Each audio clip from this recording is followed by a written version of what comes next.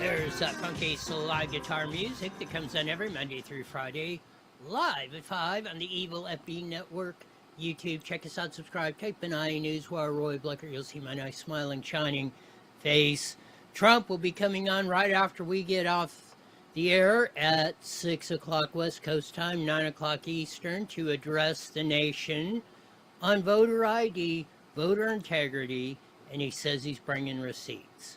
Let's hope like hell he does and gets it on and puts the pressure on. I don't care if he's got to send JD down to the Senate, take over for Thune. That's his job. He's president of the Senate. Get the job done. That's what we want to see. That's what we voted for. Let's get after it. Spencer Pratt is joining in with him, pointing out the voter fraud from coast to coast, from LA to the District of Criminals, Washington, D.C. That's what the D.C. stands for, District of Criminals. And all the flying, we'll have the race report in a second. Homeless policy, if it's not at peak failure, then what is? Caroline Leavitt came back to be the press secretary, maybe the best, in my view, best press secretary we've ever had, Caroline Leavitt. She's back on the job after the birth of her second child. New polling's coming out in the California governor's race. Not surprising if you follow this show, but as we say, lead story of the day. Violent brawl erupts inside an In-N-Out Burger, sending customers fleeing in a frenzy. Well, everybody likes In-N-Out. Well, practically everybody. They've expanded from your iconic California burger joint to Arizona, Texas. How the heck does that happen? Why did I suddenly go blank?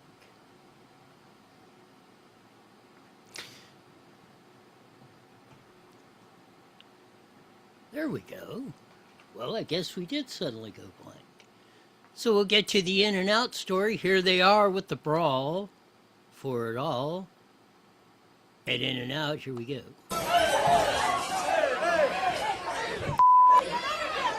Get out of here, bro. Out the door now, let's go. Out the door now, let's go.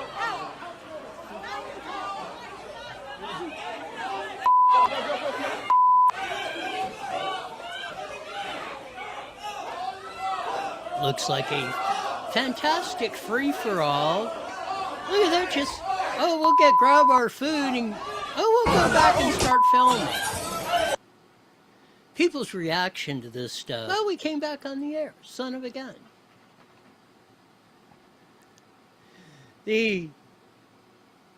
So I saw myself in stereo. Absolutely astonishing.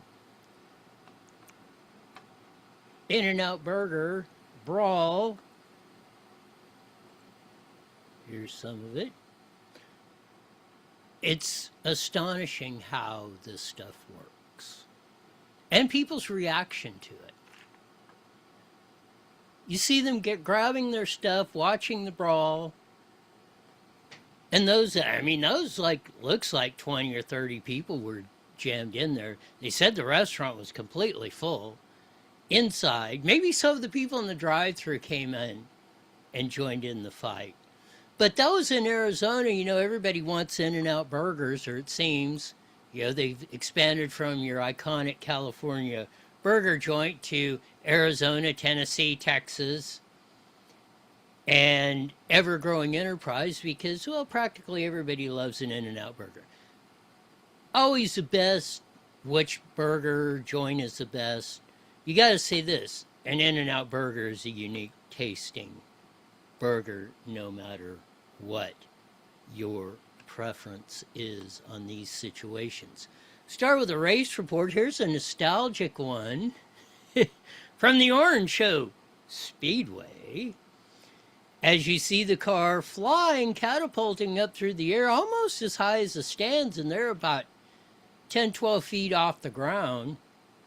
You can see there that he's almost on top of there. That's a nostalgic photo from David Watley, who posts all kinds of one. You can see him on Orange Show Speedway, David Watley, all sorts of that. Here's part 2 or part 1 of the main event at High Limit Racing's dual main events at Eldora Speedway.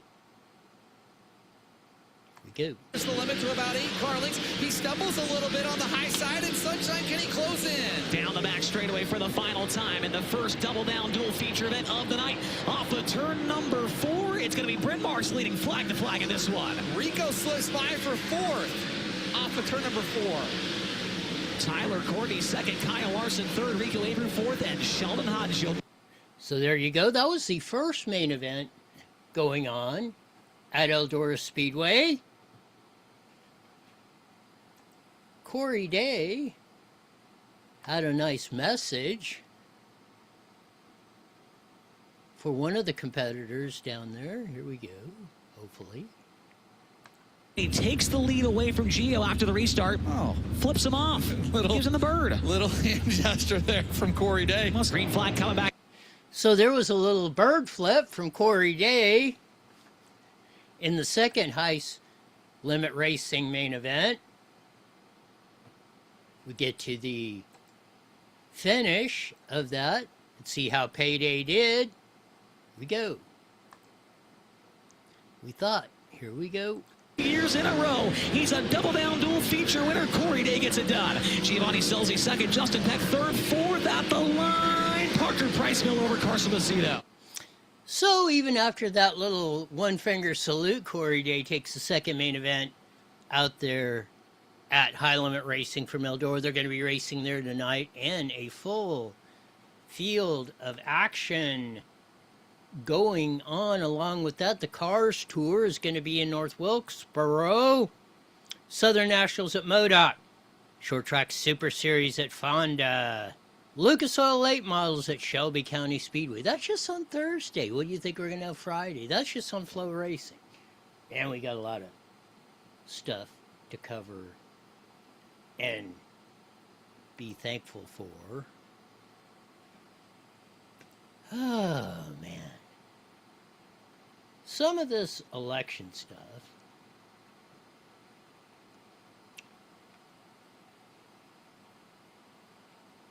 is really fascinating.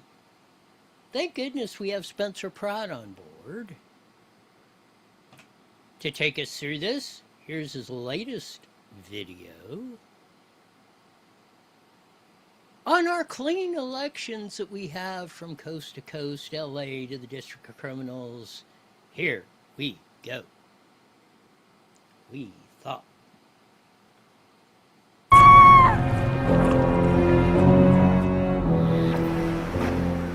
Tonight, we're taking a closer look at ballot harvesting. They call it ballot harvesting. Ballot harvesting. Ballot harvesting can be one of the most confusing and contentious ways to cast a ballot. Now, what is ballot harvesting? Well, first off, it's illegal in normal states, but in California, it's perfectly legal. Ballot harvesting is when you terminate the chain of custody that is meant to ensure secure voting, and it gives non-election officials, including employees of the candidates, legal access to your ballot to do whatever they want with it. Practice involves a third party picking up a ballot a voter has filled out and dropping it off at a drop box or an elections department. Ballot harvesting could lead to someone voting in place of someone else, or allow a third party to tamper with or throw out ballots. It used to be restricted to just immediate family members. California opened it up to anybody. Prior to 2013, a voter had to be ill or disabled for someone else to return a ballot for them, and they had to be a family member or from the same household. After 2013, you no longer had to be sick or disabled. If you wanted a member of your household to return your ballot, they could. In 2016, the law changed again, so anyone could return your ballot, and there was no limit on how many ballots they could turn in. They don't want anything to get in the way of their ballot harvesting operation. This is their playbook. It's been their playbook for decades.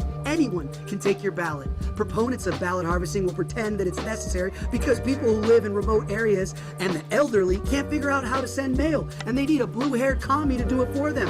Obviously, this is fake. You can send mail by putting it in your own mailbox. So if you have the capacity to receive the ballot, you have the exact same capacity to send the ballot. The mere fact that you have the ballot is proof that you don't need a stranger to send it. This isn't about helping people send in their ballots. It's about giving activists access to your ballot so they can rig the game. This new system is so bad, even the LA Times called for its repeal, warning that it does open the door to coercion and fraud. Now, on paper, it is illegal for ballot harvesters to tell you how to vote or influence you in any way. They cannot tell you what to vote for, but what stops them from doing it? What stops a Nithya Raman supporter from collecting ballots at homes with Pratt signs on their lawn and then just throwing them in the garbage? Well, nothing.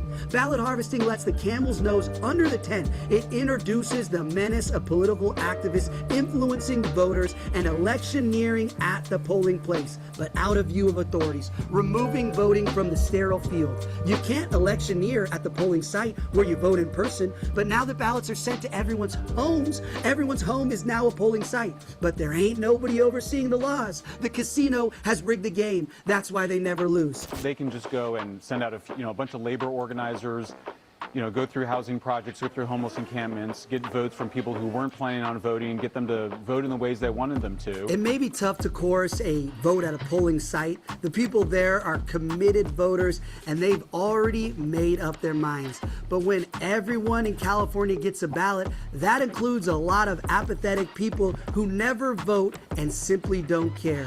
Easily talked into voting for the commie candidate when one of their minions harasses them at the door and says, "Hey, you want a rent freeze? You want free stuff? Vote for Nithya. Hey, I'll take the ballot for you. You know what? Why don't you just sign your envelope? I'll deal with all the paperwork." Is that legal? Well, pretty much it has been legal in California, even though you're not supposed to influence anyone who's doing the ballot. Who's the hell's gonna how are you gonna prosecute that?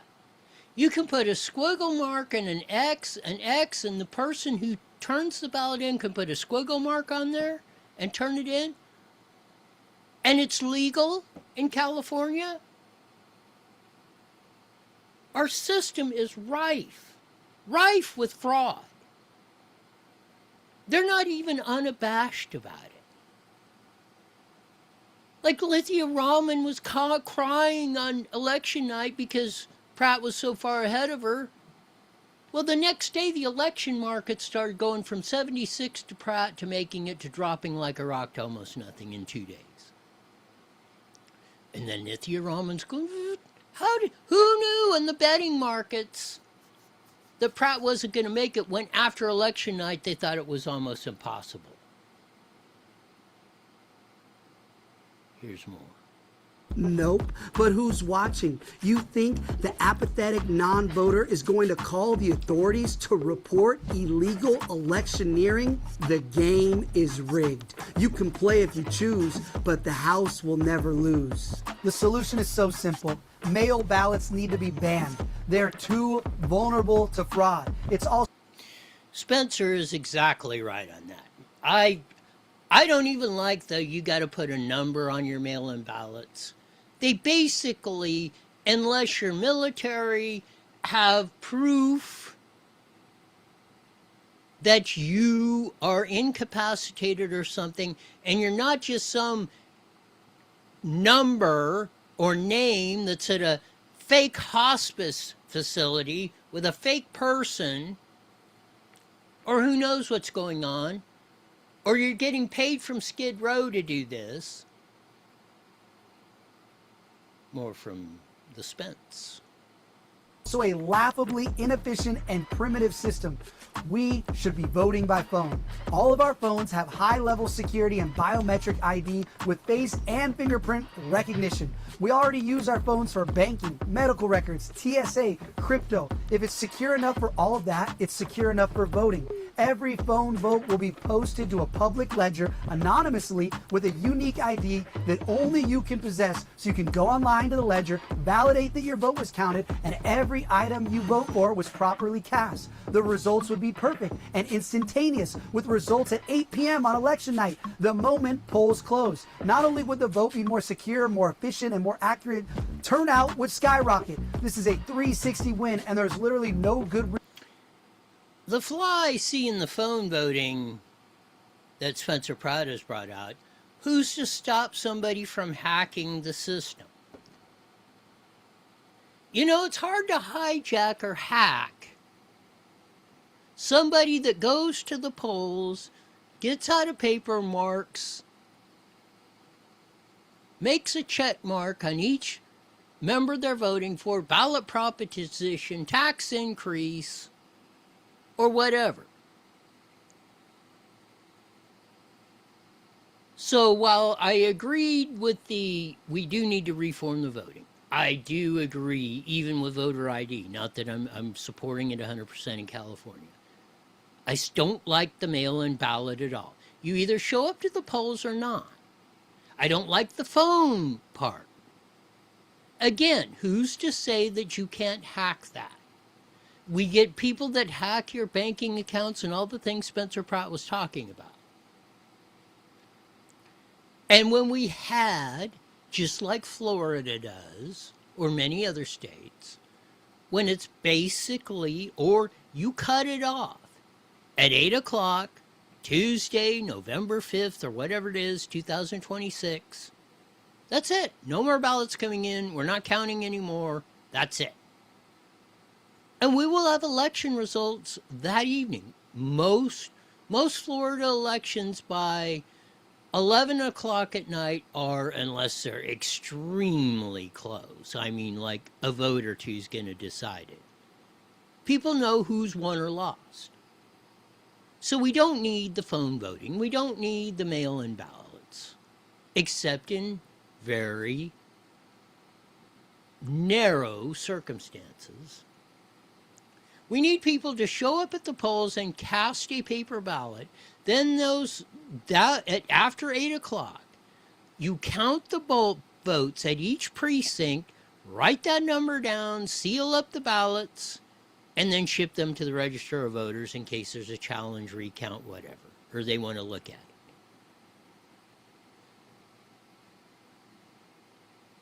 You will know 98.7% of who's won and lost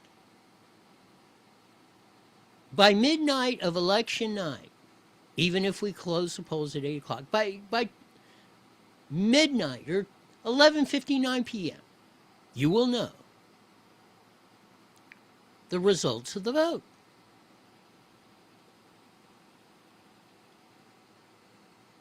So all this other hocus pocus and rigmarole that we have to go through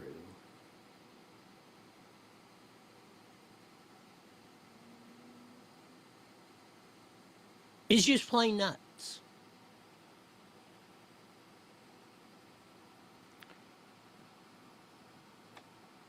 But we shall see if we can get this straightened out. Passing the Voter ID Act as it is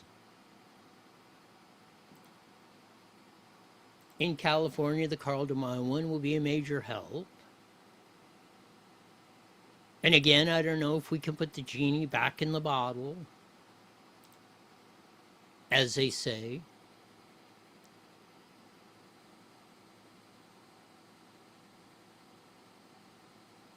But it's definitely something that we need, or we're going to go down you think the DSA, you think Nithya Raman or Buffoon Bass or AOC or Bernie Sanders is nuts? Wait till they lock all this stuff. Wait till they keep locking this stuff down until they got you by the short hairs. Then you're going to go, well, how did this happen? Because the vast majority are sitting on their dead asses right now.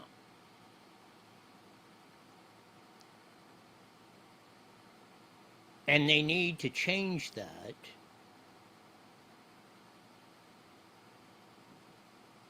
immediately, if not sooner, or again, we're all going to be in a big heap of trouble.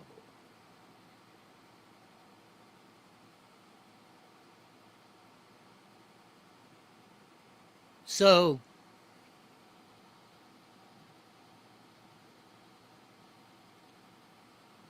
it looks like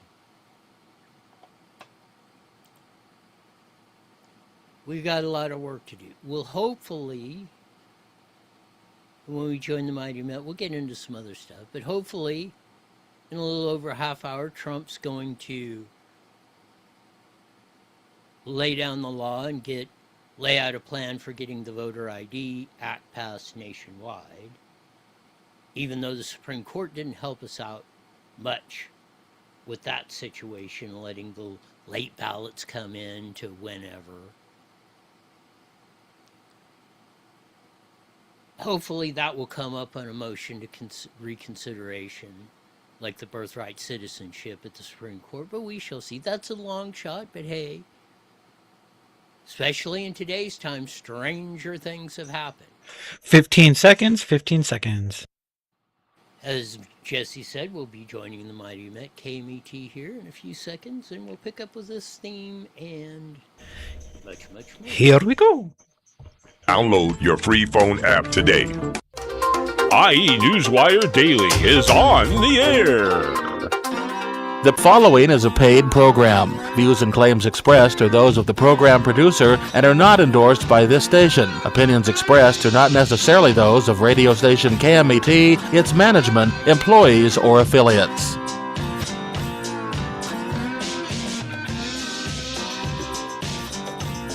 There's that funky slide guitar music that comes out every Monday through Friday live at 5:30 in the Mighty Met 1490 AM, broadcasting all over the Inland Empire in the aforementioned AM band, joining our vast video audience on the Evil FB Network YouTube. Check us out, subscribe, type in IE Newswire, Roy Bleckert. You'll see my nice, smiling, shining face. We covered the brawl for it all at the In-N-Out Burger. You got to check out the video on that at the first of the show. Man, them cats went crazy down at the In-N-Out in Arizona. It was a free-for-all. It looked like 20 or 30. The place was full. What's fascinating to me is the ones that are just sitting there either filming it or grabbing their food and holding it like they're going to protect it and then filming with the camera. The transformation of the human behavior with the 3x5 screen is absolutely amazing. Corey Day, Payday, flipped the bird and then won the second feature at the High Limit Racing in Eldora. They're going to be racing there tonight along with a lot of others. We had the high flying wire act from days gone by at the Orange Show Speedway. Yes, that's a car flying through the air almost as high as the stands, which are start about 12 foot in the air at the Orange Show Speedway in San Bernardino. So, you may have missed them at 5 o'clock today, but the great news is you can go back and get in our archives on IE Newswire and catch up on all the day's fun stuff and entertaining venues that you missed when you join us at 5:30. Some of the absolutely incredulous things we put up with and do to ourselves. We had the chance, and we could have got the top two. Lieutenant Governor, go look at the Gloria Romero race. She's in the top two for Lieutenant Governor, and I hope, upon hopes, she gets elected. She should have been our candidate for governor. She's probably the one center-right freedom and liberty type that could actually beat a Democrat in California. Some, a lot. Including some that may surprise or not surprise you, did not follow my sage advice. And Gloria Romero ran for lieutenant governor. I say this, we'd have won. We would have had a darn good chance of winning the recall election of Gavin Newsom in 21 if Gloria Romero was on there to replace Gavin Newsom. And I love Larry Elder and all that, nothing against him, but he wasn't going to win. He actually was a big reason why the recall failed. But we have the top two, which are Steve Hilton and someone who is actually as evil as buffoon bastard Gavin Newsom, but probably more intellectually stupid, according to people that have worked with him when he was Attorney General of the state of California, in the Assembly, in the Congress, and as HHR Secretary under Joe Biden. Here's the latest election polling in the governor's race, and remember what I've said, for almost 20 years now, practically every statewide race, 40% Republican, 60% Democrat. Doesn't matter, sewer cleaning commissioner, governor, everything else. Let's see what the latest polling results come out as. Here, hopefully, we go. And tonight, we're getting new insight into the race. Robert Kovacic is in the newsroom for us with the results of a new poll. Robert. So, Carolyn, if the election were held today, this new survey by the Public Policy Institute of California finds one candidate winning by a very wide margin. California likely voters say they would choose Democrat Javier Becerra over Republican Steve Hilton, 61% to 36%. That's 20. So the first poll out of the gate has Javier Baccaria, our good buddy Javier Baccaria, as a 25-point lead, 61 to 35%. Now,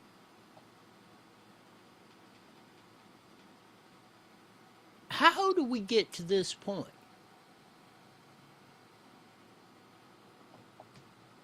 Because we, the people, have voted this way.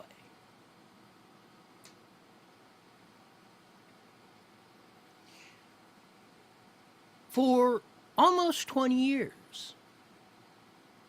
The best we got was in 22. Lonnie Chen actually got 44% running as a Republican for controller. And that's with the endorsement of practically every media group in California. They actually said, you know, we've been electing too many Democrats. This guy is not a right-wing kook, a Roy or something. He's not, as we've deemed, dangerous.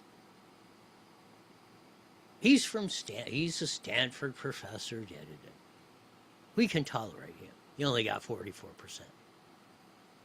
Probably the highest Republican since, and who I don't really say was a Republican when he ran in 2026, when Arnold Kennedy won the governorship. Registered as a Republican, did not govern as a Republican, or center-right, freedom, liberty type. So you see the first shot right out of the gate. 61-36. What have I been told? The only shot we had with the candidates that were running were to get Steve Hilton and Chad Bianco in the top two, which we had that victory within our grasp, and we let it slip away. See what Moore has on the NBC report on the PPCI poll on the California governor's race. 5 points. It is here in California where a Republican has not won a statewide election in some 2 decades. The poll found just 2% of likely voters still don't know which candidate they will support come Election Day.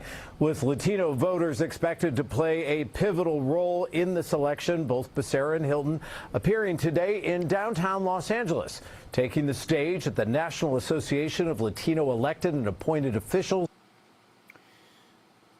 With Latinos playing a pivotal role in deciding who's going to win.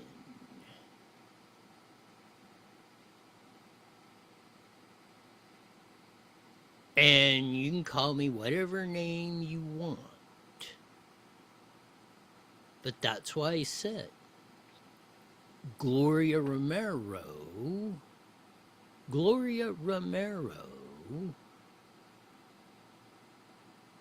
is probably the only freedom and liberty type that could win in a one-on-one race in California against a Democratic Socialist dingbat idiot like Javier Baccaria.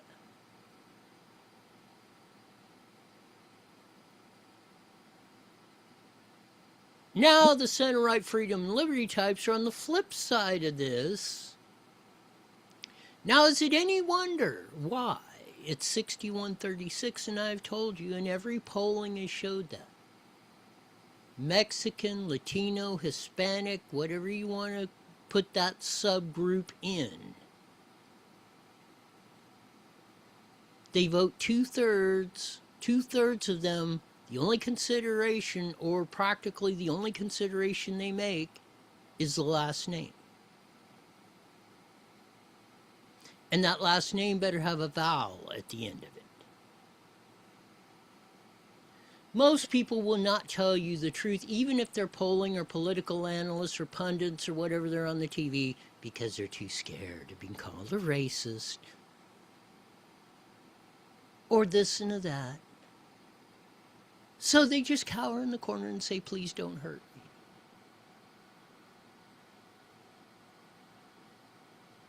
I have a track record, and I don't do that, and I don't back down from them for nothing. I tell you the accurate, historic, and the way it's proceeding, truth, the way it is.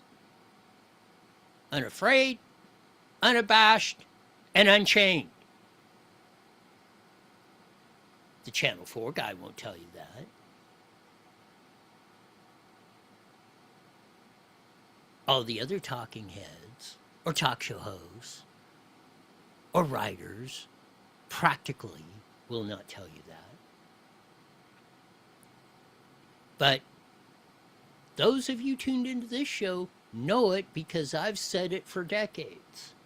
Because it is the God's honest truth and accurate statement that has ever been made. More from the Channel 4 report and the new PPIC poll. First one out in the Baccaria Hilton race. Here we go. Also known as the NALEO Conference. America is still a work in progress. I just want, like all of us, for California to be truly amazing. Californians go to the polls on November 3rd, so there is still 110 days left to go until Election Day. It's going to be an interesting shot. Let's roll back to the first part of the poll, and let's see. There's something I want to pick up on again. Here we go. California likely voters say they would choose Democrat Javier Becerra over Republican Steve Hilton, 61% to 36%. That's 25 points. It is here in California where a Republican has not won a statewide election in some 2 decades. The poll found just 2% of likely voters still don't know which candidate they will support. 2%.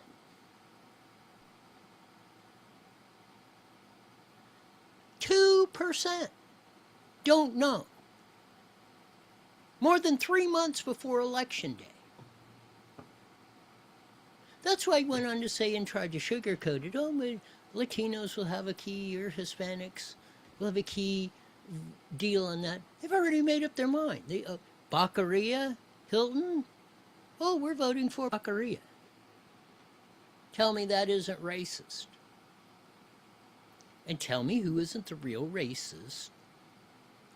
Anybody that wants to dispute this, please come in and we will have a discussion, and I will allow you to give your evidence, and I will give you the opportunity to prove me wrong. 2% this far out? So if Steve Hilton gets all the 2%, he's going to be at 38%.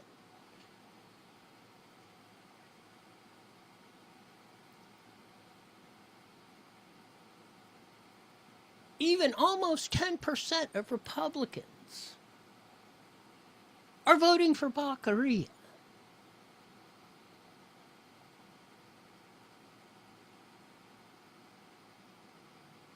Independents are voting about 2-1 for Baccaria.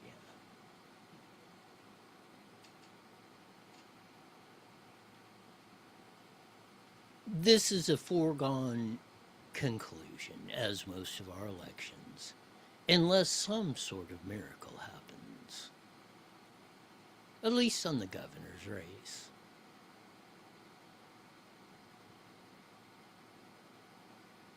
I still say the one race we do have a shot on is Superintendent of Public Instruction.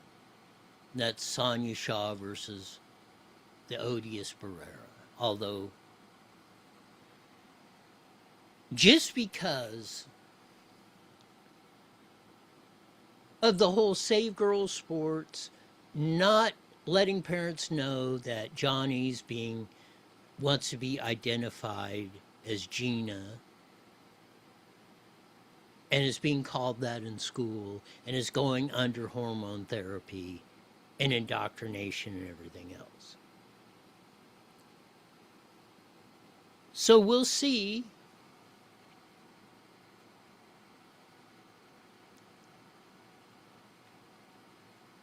how that goes. But again, not much confidence. If we got a shot, that's probably where it's at. But even that's going to be an extremely hard lift, especially if 98.7% almost of the people have already made up their mind.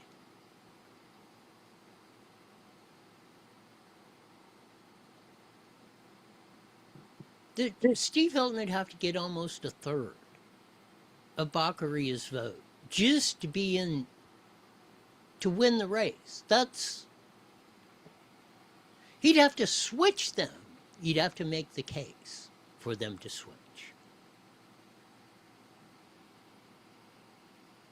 We blew it with top two. We let him off the hook with Swalwell and everything else. We didn't make the Democrats own that. No, the communists own that.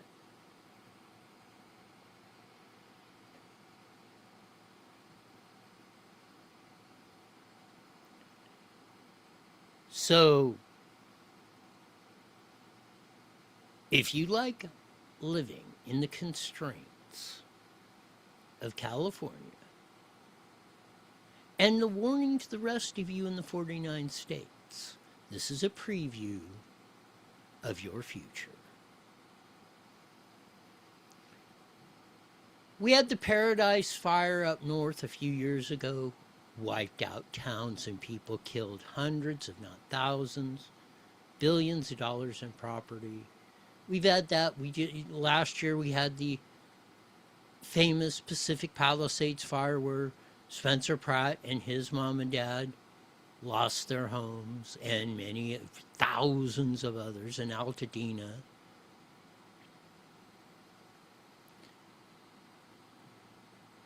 The same interrogation goes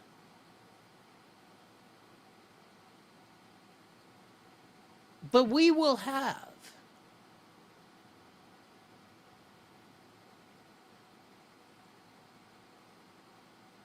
we will have 1,000%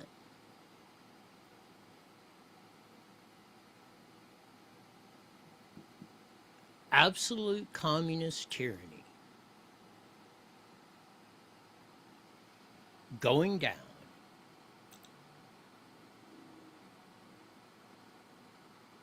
unless we straighten our act up.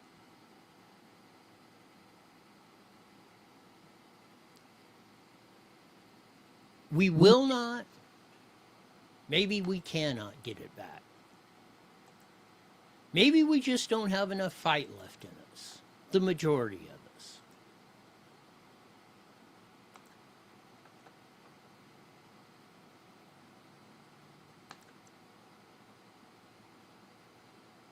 You couldn't even get a single, like yesterday, not one single Democrat in the House of Representatives would show up.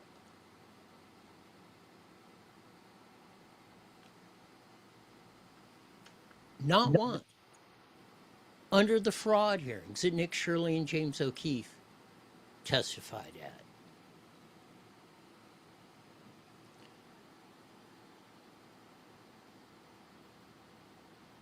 Somehow we're losing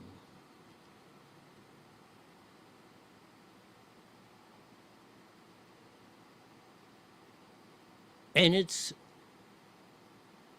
pains me to say that. But those of us in the retarded half of the population are losing our balls. We're not standing up. We're not demanding, no, we're not saying not no, but hell no. You're not going to burn down our communities. You're not going to terrorize the smarter half of the population with all this nonsense. I lost your camera feed. Yes, as you see, that's what's been going on at I got it back. That's what I've been fighting the past 2 days. So I'm going to see if it pops back on, but sometimes it does that. That's what's been going on with XSplit the past 2 days. But this that we've got and we're doing and we're allowing to happen. Just like Trump's going to be coming on talking about election integrity here in a few minutes, about 10 minutes. ABC and NBC are not going to carry it. Trump has been the first, I believe.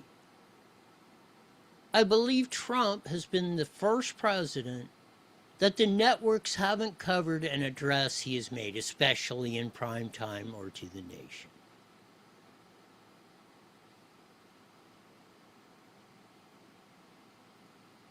Let's hope he lays a double-barrel shotgun blast out tonight, here in about 10 minutes, and brings the receipts for election fraud.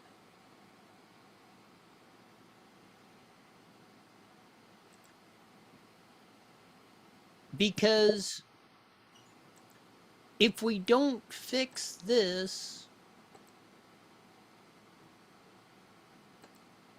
as we ran earlier with the Spencer Pratt video that he had on election fraud,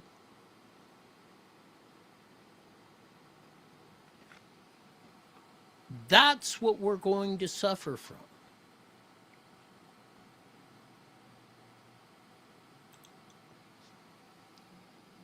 So there's the backup camera I got working so you can see me. This is what we're going to be dealing with.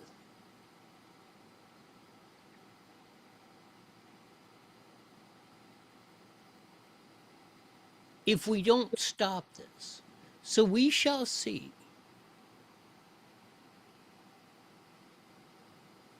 Here in about 5 minutes. if we're actually going to, maybe this is something Trump can get some traction on nationwide, because everybody, 80-20 issue at least, wants voter ID, wants our elections fixed. The House of Representatives is trying to pass it. The Senate is holding it up.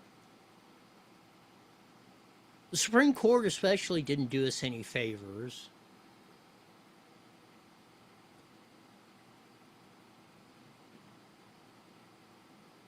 But we need to get back on track. We need to have our leaders. We need to elect people who are not going to take any of this bullcrap that we have been dealing with for far too long. California at ground zero. Obviously, it's not resonating here in California with the latest poll. With Baccarat at 61, Hilton at 36, and only 2% undecided. Over 3 months from election day, unprecedented. This is never, I can guarantee you, no matter even in the Gavin Newsom re-election or Jerry Brown re-elections, of 14 and 22. I can almost, we'll have to go check. This, here in the middle of July, only 2% undecided. I don't even think, even though those elections were foregone conclusions.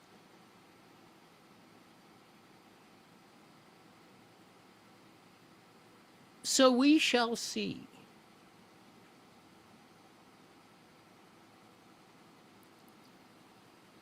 If we can get our act together or not.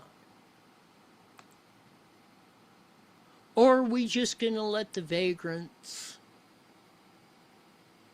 and the communists and the idiots run everything right into the ground?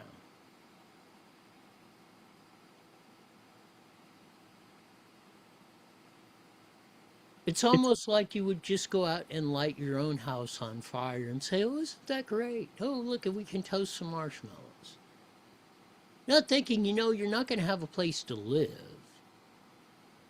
as the people in the Pacific Palisades and Altadena found out here recently, and many others before that. But we're just going to keep putting the same people in place.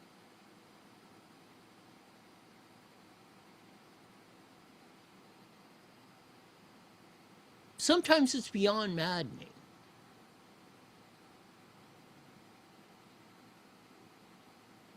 Or belief of what we're going through, or what we're witnessing and what we're looking at today.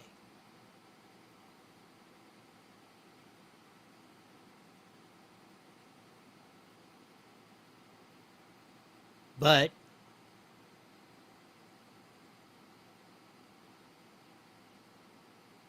we're living it. And seems to be in California, we're going to double down on. And that's exactly what they're doing. The petri dish of experimentation for the United States of America is going on in California right now. And you're either going to let it happen, and if you let it happen, that cancer of California will spread across the other 49 states faster than you can outrun it. And that's the fact, Jack. That'll do it for today. As we usually say at this time, mandatory you're back here at 23 Hours Wide. You're the best darn show in the whole wide world. Until then, see ya. All right, I will see you tomorrow. Okay. All right, bye.